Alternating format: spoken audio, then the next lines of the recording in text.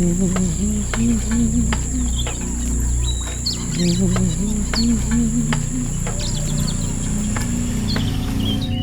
मेरा मुन्ना, ले मेरा मुन्ना।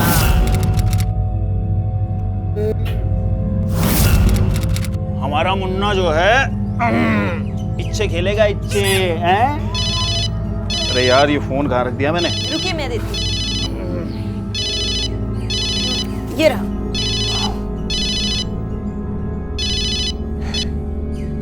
हेलो, हाँ राजकुमार बोल रहा हूँ। कहाँ? अच्छा ठीक है। अच्छा हेलो हेलो। यार यहाँ नेटवर्क की भी बड़ी समस्या है। कहीं बाहर जा रहे हो क्या? हाँ हाँ जाना है। बहुत बड़ी न्यूज़ मिली है। ऐसी क्या न्यूज़ मिली? अरे देखना प्रभा, इस न्यूज़ के बाद तुम्हारा पति महान पत्रकार बनेगा, महान पत्रकार। ओ मेरा कैमरा कहाँ है? 1 मिनट में दे रही। ये रहा।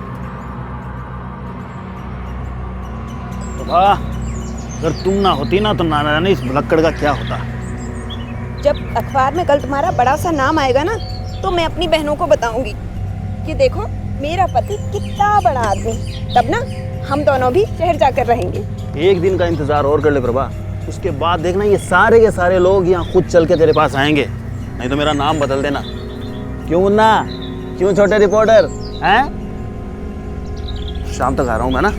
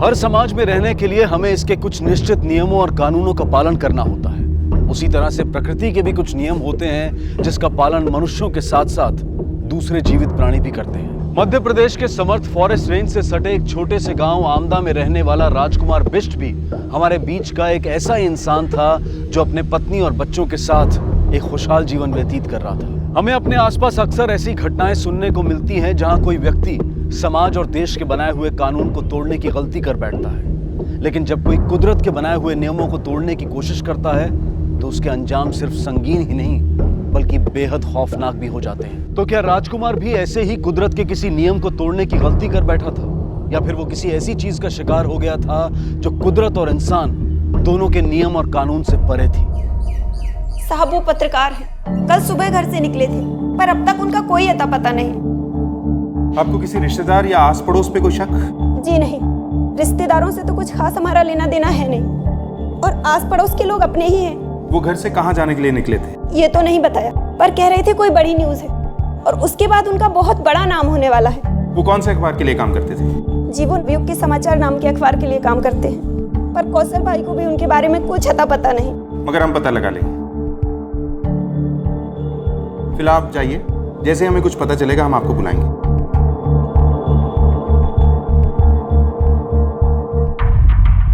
देखिए, वो हमारे अखबार में काम नहीं करता था। लेकिन उसकी बीवी बता रही थी कि वो आपके ऑफिस में ही काम करता है। देखिए, वो पत्रकार तो था नहीं, पर हाँ, उसे पत्रकार बनने का शौक बहुत था और खुद को फ्रीलांसर पत्रकार भी कहता था और ऐसी ऐसी फोटो और न्यूज लेकर आता था कि पूछिए मत। वैसे वो कौन सी न्यूज थी जिसे वो फॉलो कर रहा था?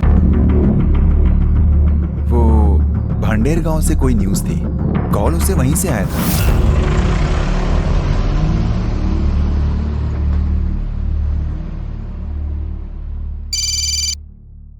हाँ बोल। गुरुजी, राजकुमार बोल रहा हूँ। ऐसी खबर दे रहा हूँ गुरुजी, ऐसी धमाकेदार खबर दे रहा हूँ कि आप है ना मुझे अपने न्यूज़पेपर का सब एडिटर बना दोगे, कसम से। अरे अब बोल भी, नहीं तो हार्ट फेल हो जाएगा मेरा। गुरुजी, इस वक्त स्थिति ये है कि मैं यहाँ ना भांडेर से बोल रहा हूँ। क्या? हेलो हेलो गुरुजी। क्या है? हेलो हेलो गुरुजी। क्या? चलो यार, तुम तो करो ये। आपने जानने की कोशिश नहीं की कि वो कौन सी खबर थी जो वो आपको देना चाहता था? देखिए, मैं उसे इतना सीरियसली क्यों लेता? अब वो कोई न्यूज देता है क्या? या तो कहता है कि बकरी के चरने से 2 लोगों में मारपीट हो गई और एक का सर फूट गया। ये कोई न्यूज है? कॉल कितने बजे आया था? ये कोई 5 बजे शाम को। वो कौन था जो भांडेर में उसे न्यूज देता था? ये तो उसने कभी मुझे बताया नहीं और ना मैंने जानने की कभी जरूरत महसूस की। देखिए, इस वक्त हम जा रहे हैं। अगर राजकुमार से रिलेटेड कोई भी न्यूज मिलती है हमें तुरंत इत्तला कीजिएगा। जी, आप जैसा बोले। सर, अगर राजकुमार ऐसी छोटी मोटी न्यूज़ करता था तो उसके गायब होने के पीछे बड़ी न्यूज़ की वजह है कोई पर्सनल कारण हो सकता है। कई बार पर्सनल बातें भी न्यूज हो जाती हैं और न्यूज भी पर्सनल हो जाती है। कारण चाहे जो भी हो, पर हो सकता है राजकुमार के बारे में अगली न्यूज हमें भांडेर जाके ही मिले।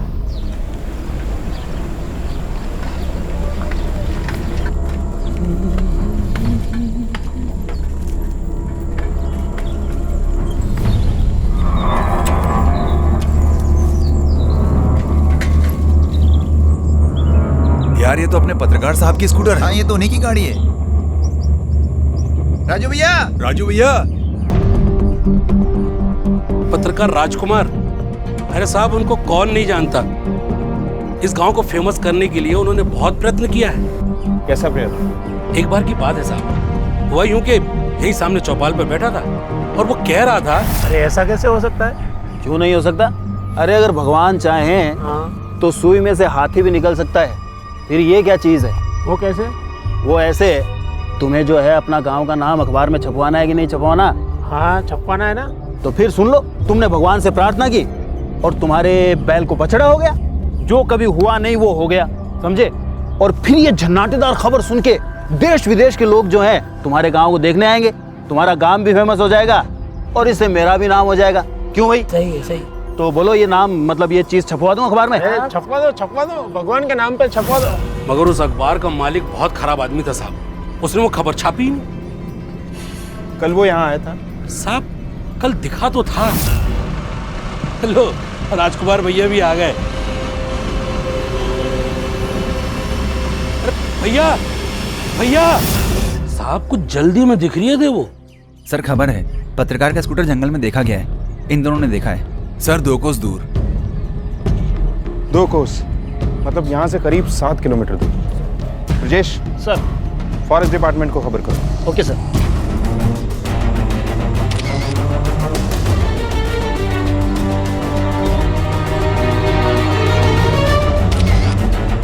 सर, मेरे को तो लग रहा है कि वो किसी जंगली जानवर का शिकार बन गया होगा। लूटपाट या पर्सनल दुश्मनी का मैटर भी हो सकता है। एक काम करते हैं सर। सबसे पहले सब जगह अच्छी तरह से ढूंढते हैं, शायद हमें राजकुमार सही सलामत मिल जाए। सर,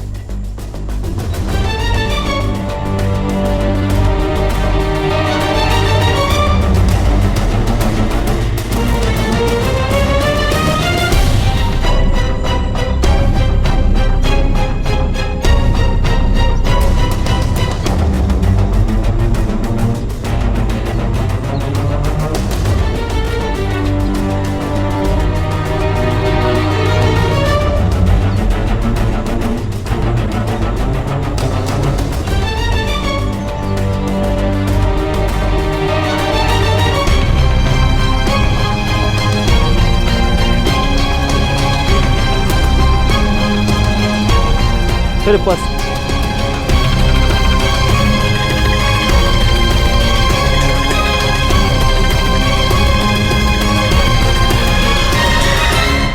सर ये काम लूटपाट के इरादे से नहीं किया गया है। अगर ऐसा होता तो अपराधी ये पर्स कैमरा लेकर फरार हो चुका होता। मुझे लगता है ये काम किसी बाघ या जंगली जानवर का है। देखिए इंस्पेक्टर, जंगल के सभी बाघ और तेंदुओं को रेडियो कॉलर लगाया गया है, लेकिन यहाँ ना तो कोई बाघ है और ना ही बाघ और तेंदुओं के पंजे के निशान और ना ही कोई ब्लड मार्क मिला है, और हमारे रेडियो पर भी कोई बाघ और तेंदुआ ट्रेस नहीं हुआ है। इसलिए मुझे नहीं लगता कि ये उनका काम।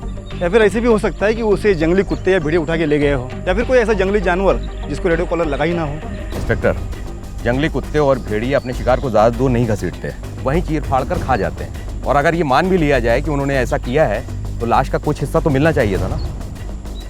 सॉरी टू से इंस्पेक्टर, हम जांच तो आगे करते रहेंगे, बट इस केस को आप दूसरे एंगल से भी देखना शुरू कीजिए, क्योंकि इस एरिया में ऐसे मिसिंग केसेस पहले भी होते रहे हैं और यही मान लिया गया कि जंगली जानवर उन्हें खा गए, लेकिन आज तक उनका कोई सबूत नहीं मिला है। ठीक है, राजकुमार की वाइफ को इन चीज़ों की शिनाख्त के लिए बुलाओ। Yes sir. इनमें से ज़्यादातर फोटो किसी काम के नहीं है और इस बात का पता नहीं चल पा रहा है कि वो इतनी दूर जंगल में गया क्यों था। लेकिन डेट से पता चल रहा है कि आखिरी फोटो 2 तारीख को खींची गई, करीब 3:30-4 बजे के लिए। राजकुमार की वाइफ आई है। भेज दो सर।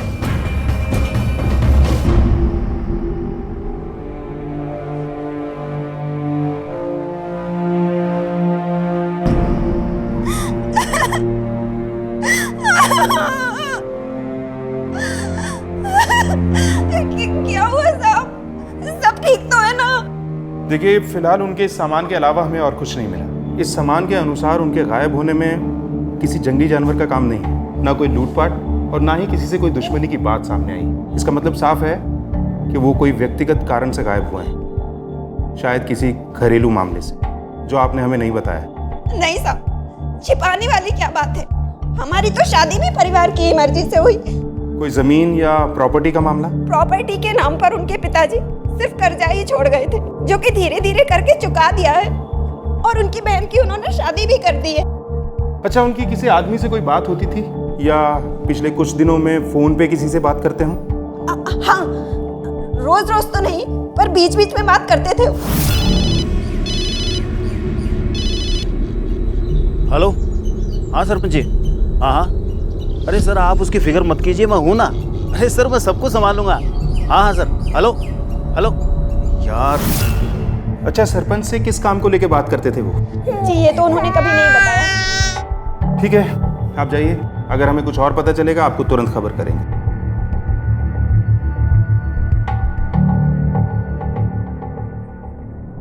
राजकुमार के बारे में अगली खबर भांडेर का सरपंच देगा।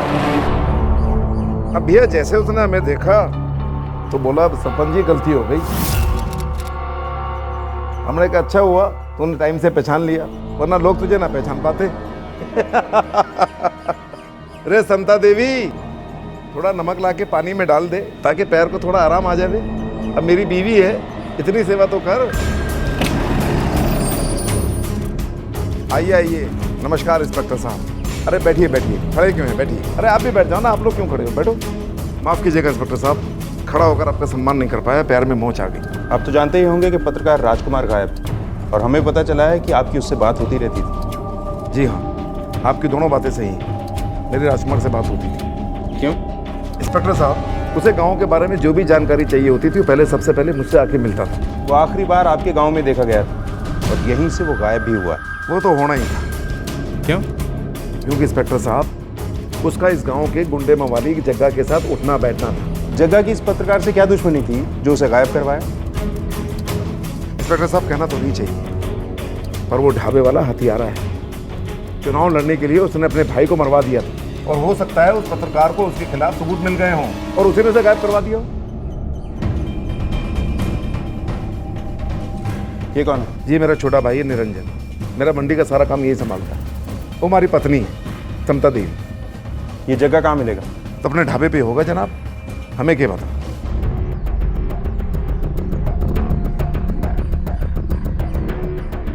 अरे उड़ा, खाना नहीं खाया साहब, चाय तो पी लीजिए। पत्रकार राजकुमार 2 तारीख से गायब है, क्या जानते हो उसके बारे में? हाँ, आया था 2 तारीख तुम्हारे पास। क्यों? दोस्त था साहब, आना जाना लगा रहता था। क्या बात हुई थी उससे? साहब कुछ खास बताया नहीं, बस अपने में ही लगा हुआ था। देख रहे छोरा, यो टाइम हो गयो, चौकीदारी भी करो। ओ भैया, अरे आओ नहीं, आओ आओ आओ। क्यों पत्रकार महोदय, आज कुछ परेशान लग रहे हो? नहीं, बस ऐसे ही थोड़ा मूड खराब था। हैं काकई, मूड खराब? कहीं ले चलूं नहीं तुम्हारे मूड ठीक कराने? नहीं, देर हो रही है मुझे। ए सुनो ने, ए भैया, ए भैया। तू झूठ बोल रहा है। दरअसल तूने ही गायब करवाया उसे। हम क्या बात करते हैं? अब भला हम क्यों झूठ बोलने लगे साहब? दोस्त था। क्योंकि उसे तेरी असलियत का पता चल गया था कि कैसे तूने अपने भाई को मरवाया है। साहब अब समझा, आपको सरपंच ने भड़काया है ना साहब। राजकुमार का आना जाना था सरपंच के यहाँ, उसने कुछ काम दिया था उसको। तो अब ये भी बता दे कि क्या काम दिया था सरपंच ने उसे? कुछ बताया नहीं उसने। तो तुझे लगता है कि मैं तेरी इन बातों पे विश्वास कर लूंगा? अब अगर आपको मेरे पे यकीन नहीं है तो गांव से पूछ लीजिए, पूरा गांव जानता है इस बात को। पूछताछ तो मैं करूंगा, पर सच सामने आने के बाद किसी से कुछ पूछने के लायक नहीं बचेगा, याद रख।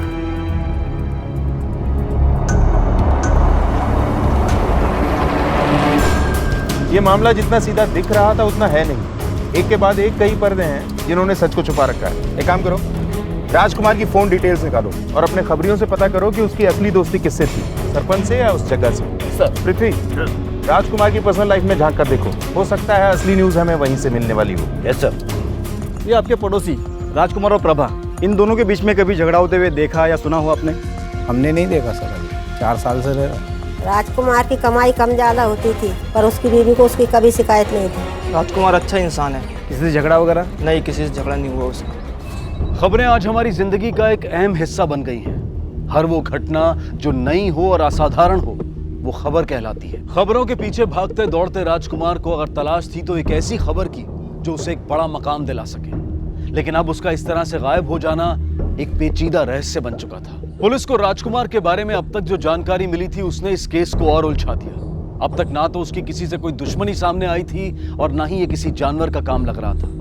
तो फिर ऐसा क्या हो गया था कि राजकुमार इस तरह से अचानक गायब हो गया?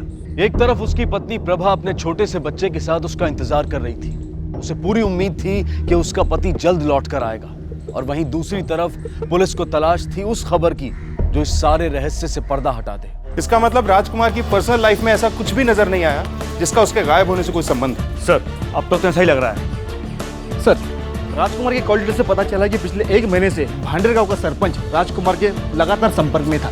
जिस दिन राजकुमार गायब हुआ उसी दिन सुबह 10 बजे के करीब सरपंच की राजकुमार से फोन पर बातचीत हुई थी, जैसे कि उसके पति ने हमें बताया था। और इसके अलावा सर और भी कोई है जो अलग अलग जगह से राजकुमार को कांटेक्ट करता है। दोपहर को 1 बजे से लेकर 5 बजे तक भांडेर गांव में राजकुमार का फोन पाया गया। उसके बाद जंगल में जहां पर उधर पाई गई वहां पर उसका फोन ट्रेस हुआ और उसके बाद फोन बंद। इसका मतलब राजकुमार और सरपंच के बीच में जरूर कुछ था। बुलाओ उसे। सर। जी सर, ये सच है कि मैंने उसे एक व्यक्तिगत काम दिया था। क्या था वो व्यक्तिगत काम? असल में वो मुझे मेरी बीवी पर शक था। मुझे लगा उसका किसी के साथ कोई चक्कर है, इसलिए मैंने राजकुमार को उसकी निगरानी के लिए लगाया था, लेकिन वो तो खुद ही गायब हो गया। फिर तो इस मामले में मुझे आपकी बीवी से भी बात करनी होगी। जैसे आपकी मर्जी। सरपंच जी को पहली बीवी से 15 साल तक कोई बच्चा नहीं था, इसीलिए उन्होंने उसे छोड़कर मुझसे शादी की। पर सरपंच जी को खुद पर ही विश्वास नहीं था, इसलिए घर में कोई भी नात रिश्तेदार आता वो उस पर शक करते, और शायद इसीलिए पत्रकार को भी मेरे पीछे लगा कर रखा हुआ था, जासूसी करने के लिए। मतलब आप पत्रकार के बारे में जानती थी? महीना भर बाद ही मुझे पता चल गया था। उसके बाद उससे आपकी कोई झड़प हुई? नहीं, बल्कि मैं तो ये चाहती थी कि पत्रकार को सब सच पता चल जाए, ताकि सरपंच जी मुझ पर शक करना छोड़ दे और मैं चैन से जीऊं। इसके अलावा मुझे कुछ नहीं पता। साहब, ढाबे के बाद एक भिखारी को कुछ मिला है। इनका बयान लो और साइन करवाओ। चलो। सर, ये देखिए।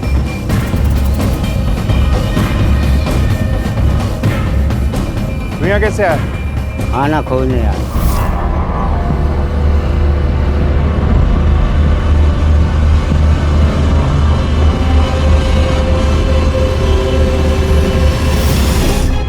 फैला क्या यहाँ पे? नहीं सर।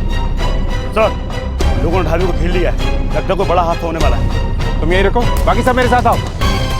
जैसे ही पुलिस को जग्गा के ढाबे के बाहर कूड़े में इंसान का मसालों के साथ पकाया हुआ हाथ मिला तो गांव वालों को यह विश्वास हो गया कि उन्हें ढाबे में जानवरों के साथ साथ इंसानों का मांस भी परोसा जाता था। यह खबर सुनते ही सिर्फ भांडेर गांव ही नहीं बल्कि आसपास के इलाकों से बहुत सारे लोग वहां पर जमा होने लगे और देखते ही देखते उनका गुस्सा ढाबे वालों के खिलाफ फट पड़ा।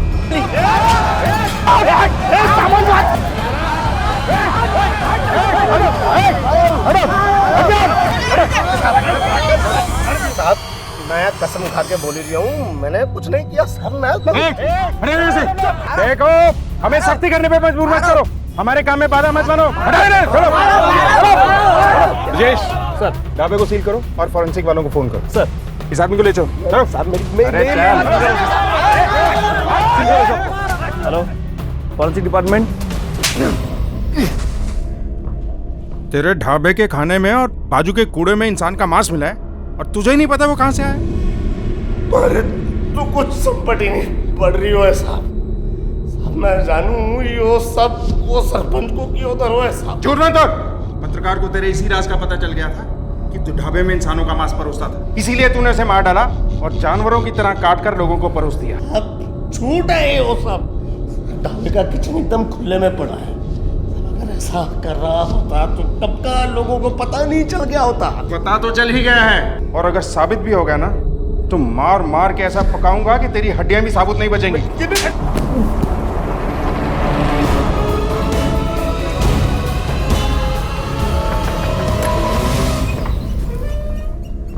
क्या हुआ? सब ठीक तो है ना? कुछ पता चला? देखिए, अभी तक हमने उम्मीद नहीं छोड़ी है। हमें बस आपके बच्चे का डीएनए टेस्ट कराना पड़ेगा। और वो किस लिए? ताकि हम किसी नतीजे पर पहुंच सकें।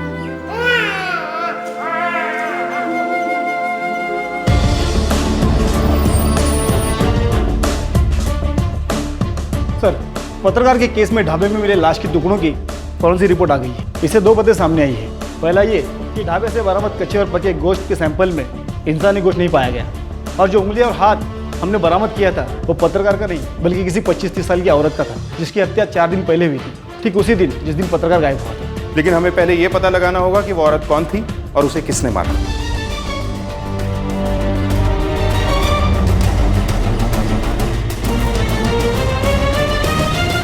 नहीं साहब, इस उम्र की लड़की तो इस गांव से कोई गायब नहीं हुई। सर, इस गांव की तो नहीं, लेकिन उस सरपंच साहब के पास एक लड़की थी, बिंदिया, जिसे वो दूसरे गांव से लेकर आए थे, वो नहीं दिख रही है।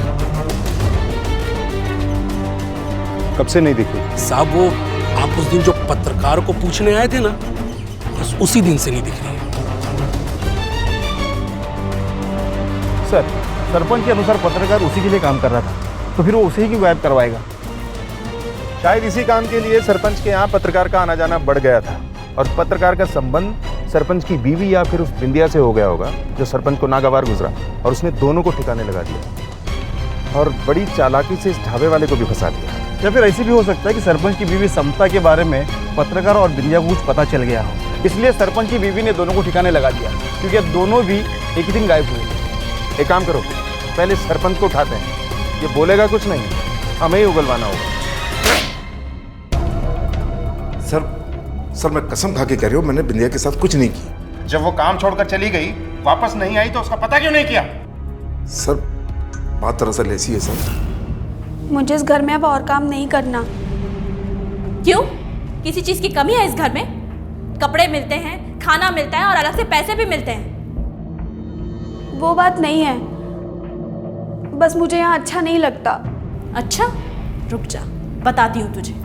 सुनिए, ये देखो, लेकर आए थे ना आप इसे, अब ये कह रही है इसे अच्छा नहीं लगता यहाँ पर। अरे ठीक है, उसका मन नहीं तो जाने दे उसे।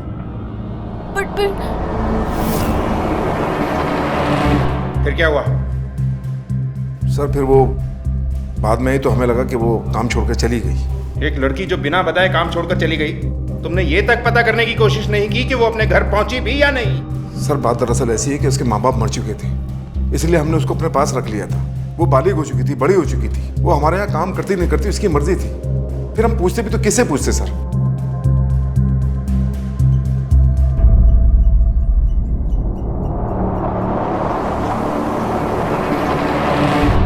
सर जाने क्यों दिया उसे? 2-4 डंडे देते तो सब उगल देता।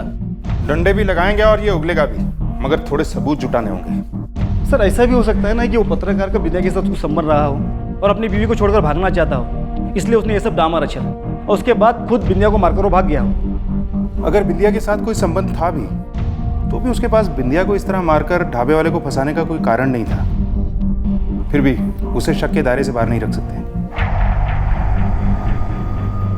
हो सकता है काम के बहाने पत्रकार का सरपंच के घर में आना जाना बढ़ गया हो और उसका संबंध सरपंच की बीवी या उस बिंदिया से हो गया होगा। सरपंच ने दोनों को ठिकाने लगा दिया और उस ढाबे वाले को फंसा भी दिया। सर ये भी हो सकता है कि सरपंच की बीवी समता देवी के बारे में पत्रकार और बिंदिया को कुछ पता चल गया हो, इसलिए उसकी बीवी ने दोनों को ठिकाने लगा दिया, क्योंकि दोनों एक ही साथ गायब हुए थे। संभव तो ये भी था कि हमें इस केस को दूसरी तरीके से शुरू करना चाहिए था।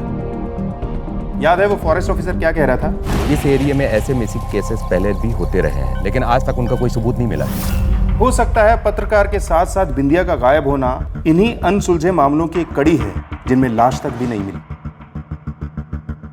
तुम तो यहाँ कई साल से हो, पिछले कुछ सालों में यहाँ से कितने लोग गायब हुए हैं? हाँ सर, वो सर वैसे ही पूरा का पूरा ट्राइबल एरिया है सर। यहाँ तो गुम हुए लोगों की रिपोर्ट भी नहीं होती है सर। लोग सोचते हैं कि उन्हें कोई जंगली जानवर खा गए होंगे।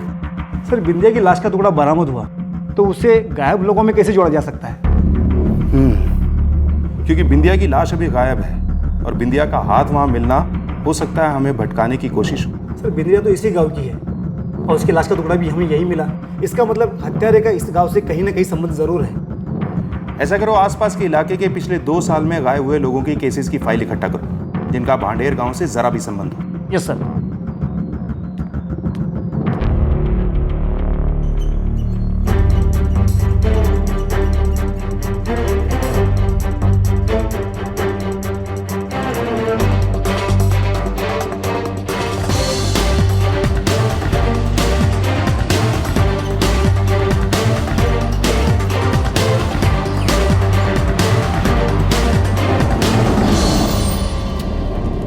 सर ये देखिए,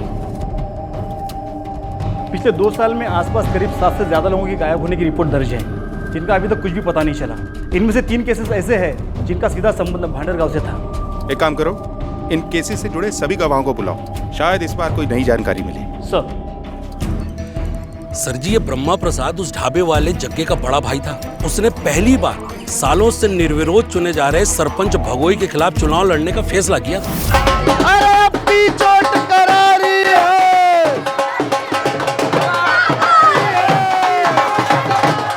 अरे अपनी चोट करारी है, अपनी चोट करारी है। ब्रह्मा भैया, ब्रह्मा भैया। बंद कर।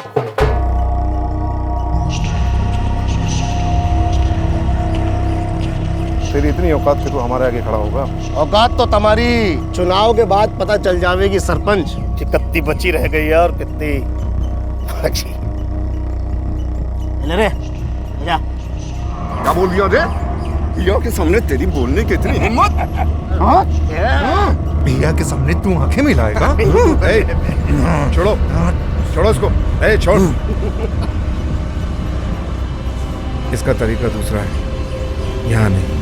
अरे अपनी चोट करारी है। उसके बाद ब्रह्मा प्रसाद नदी में नहाने गया तो वापस ही नहीं आया।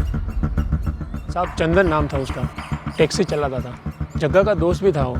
एक बार मंडी में सरपंच के साथ उसकी कहासुनी हो गई।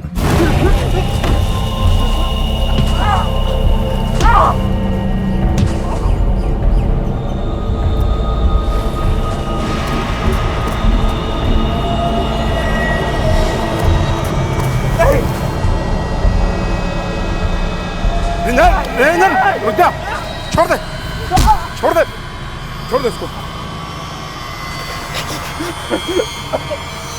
ऐसे नहीं, अभी नहीं। चल। आखिरी बार वो ढाबे में दिखा था, उसके बाद नहीं दिखा वो। सरपंच के यहाँ एक बंगाली आदमी था जो हिसाब किताब का काम देखता था। बंगाली, मुझे शाम तक एक एक पैसे का हिसाब चाहिए। अगर सर मैंने आपको एक एक पैसे का हिसाब दिया है, मगर आप भूल भाल करेगा तो मैं क्या करेगा सर? चुप कर।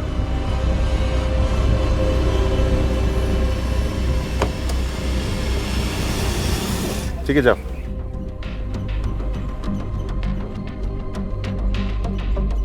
सर उसके बाद वो बंगाली भी गायब हुआ, बिल्कुल इसी तरह वो पत्रकार भी गायब है और बिंदिया भी। चाहे जो भी हो, मगर ये सच है कि पत्रकार गायब है और बिंदिया की मौत हो चुकी है। और इसके अलावा हमारे पास 3 नाम और हैं जिनका सरपंच के साथ झगड़ा हुआ और वो गायब हो गए। ये सारी बातें सरपंच पर शक करने की ठोस वजह हैं। इसलिए हमें अपना अगला कदम उठाना ही होगा, क्योंकि कोई ना कोई तो ऐसी जगह है जहां लाशों को ठिकाने लगाया जाता है। चलो। पत्रकार राजकुमार के साथ साथ सरपंच के यहाँ काम करने वाली एक जवान लड़की बिंदिया भी गायब थी। ढाबे के पीछे जो किसी लड़की के हाथ मिले थे, उसके बारे में पुलिस को सिर्फ शक था कि वो बिंदिया के हैं, मगर उस पर यकीन करने का कोई ठोस कारण नहीं मिल रहा था। इसलिए सवाल यह भी उठ रहा था कि क्या इन दोनों का एक साथ गायब होना सिर्फ एक संयोग था, या फिर ये दोनों एक साथ किसी दुर्घटना का शिकार हुए थे। क्या इस सब के पीछे सरपंच का हाथ था, या फिर उसकी पत्नी समता देवी का कोई षड्यंत्र? ये ढाबे वाले जग्गा की कारस्तानी थी, या फिर राजकुमार खुद कोई खबर गढ़ने की कोशिश कर रहा था जो पुलिस की जांच को किसी दूसरी दिशा में ले जाए? मगर दूसरी तरफ पुलिस अब तक मिली सारी जानकारी पर ना तो पूरी तरह से विश्वास करना चाहती थी और ना ही किसी संभावना को छोड़ना चाहती थी। इसलिए उन्होंने इस मामले को एक दूसरे एंगल से देखना शुरू किया, और उसके साथ अब कई दबे हुए राज भी सामने आने वाले थे। बोरियां सारी गोदाम में रखवा दी थी ना? रखवा दी थी मैंने।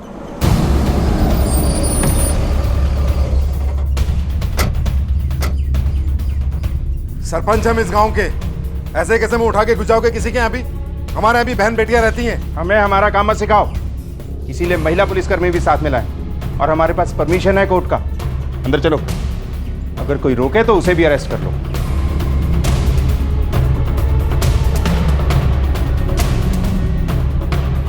तलाशी लो पूरे घर की।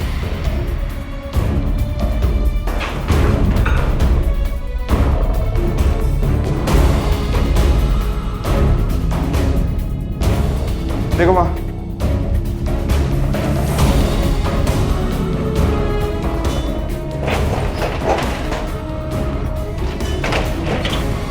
कुछ मिला? कुछ नहीं सर। चलो पीछे देखते हैं। तुम वहां देखो, तुम यहां।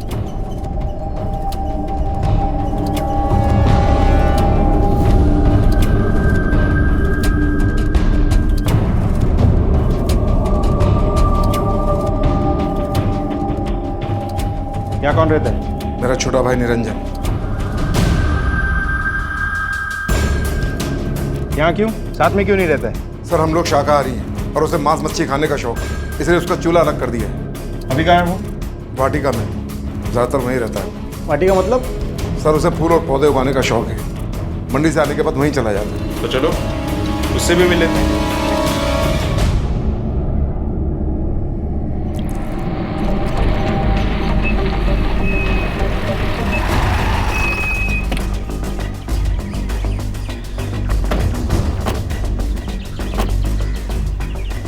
सारी जगह की तलाशी लो। सर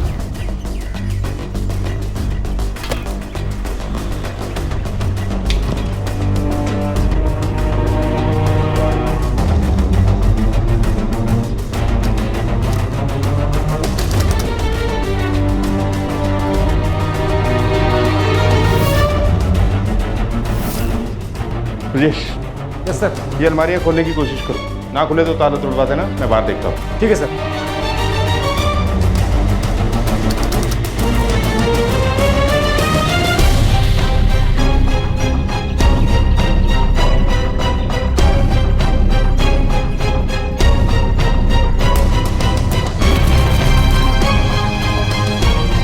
ब्रजेश। Yes sir. ये तो वही पौधा है जिसकी फोटो पत्रकार के कैमरे में थी, और अंदर वो शेर की फोटो। बिल्कुल सर। इसका मतलब पत्रकार के कैमरे में जिस जगह आखिरी फोटो ली गई थी, ये वही जगह है। हाँ सर बिल्कुल। ले चलो इन्हें, वहीं पूछताछ करेंगे। चलो चल चल। देखिए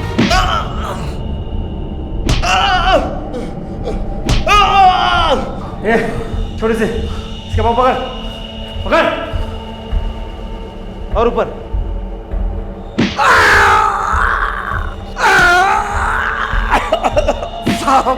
साहब मैं कसम खा के कहता हूँ, साहब मैंने कुछ नहीं किया। अच्छा, अभी थोड़ी देर में सब याद आ जाएगा। ब्रजेश लगा रहे।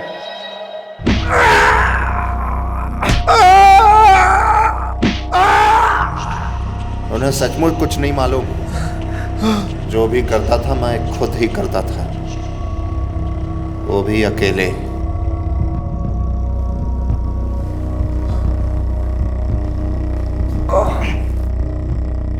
अब ये भी बता दे कि क्या करता था? खा जाता था। क्या बोला? क्या करता था?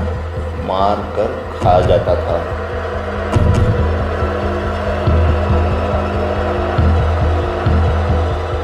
मारने के बाद मुझे जीत का एहसास होता था।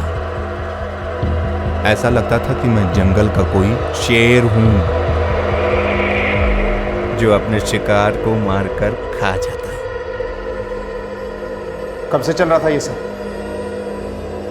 सबसे पहले भिया के साथ एक आदमी को मारा, उसे वहीं वाटिका में गाड़ दिया। बहुत मजा आया। उस रात तबीयत की नींद आई।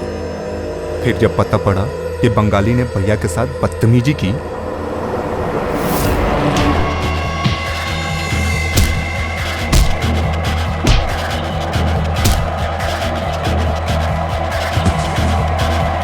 और उसके बाद उसका भेजा निकालकर खा गया ताकि उसे पता पड़े कि हमसे बढ़कर नहीं है वो। उसके बाद किसको मारा?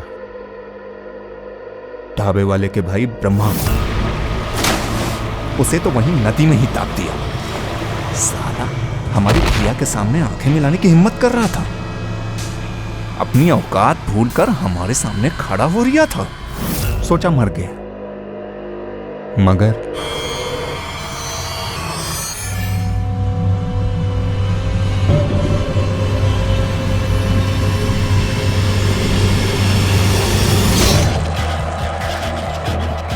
देखने की बड़ी इच्छा थी कि उसका जिगर कितना बड़ा होगा जो हमको चैलेंज किया। इसीलिए उसके भेजे के साथ उसका जिगर भी पका डाला था मैंने। और फिर इसमें मजा आने लगा। ऐसा लगने लगा जैसे जंगल का राजा शेर होता है, वैसे ही हम भी राजा हैं जो सामने आएगा मार कर खा जाएंगे। उसके बाद जिसको मारा उसका भेजा खा गया। सच बोलूं तो भेजे से ज्यादा स्वाद दुनिया के किसी चीज में नहीं है। और वो पत्रकार, उसके साथ क्या हुआ था? पत्रकार ने बिंदिया को पैसे का झांसा देकर भाभी की जासूसी करने के लिए अपने साथ मिला लिया था।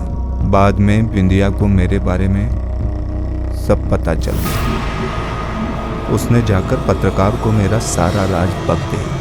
पत्रकार को डेढ़ होशियारी सूझी। उसको लगा कि इससे बड़ी न्यूज कुछ हो ही नहीं सकती, और वो बिंदिया के साथ मिलकर भाभी की जासूसी छोड़ मेरी जासूसी करने लगा। फिर मैंने बिंदिया को पकड़ लिया और उसी से फोन कराया और पत्रकार को जंगल में बुलवाया।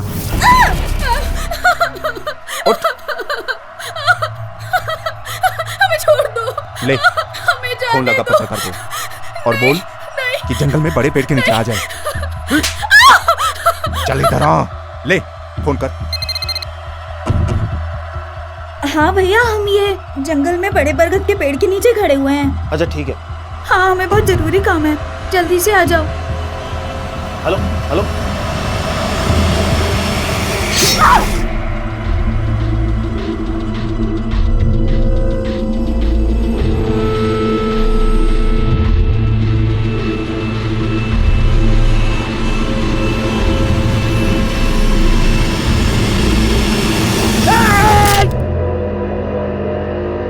फिर दोनों की लाश को बोरों में डालकर वाटिका ले आया और अब की बार दोनों के भेजों को एक साथ पकाया।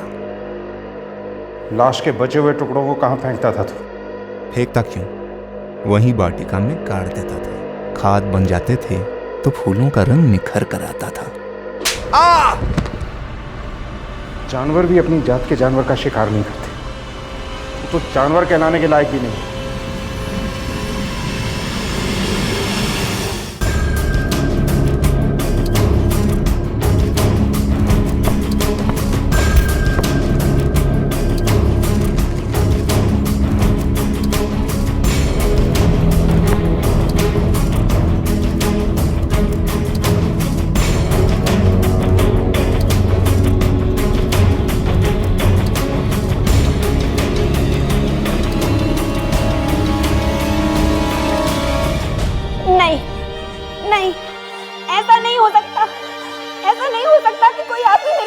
मार के खा गया हो।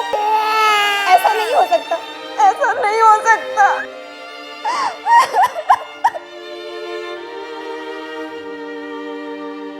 इंसान और जानवर के बीच में सबसे बड़ा फर्क इंसान का दिमाग नहीं बल्कि उसका विवेक होता है, जो उसे सही और गलत के बीच फर्क करने की ताकत देता।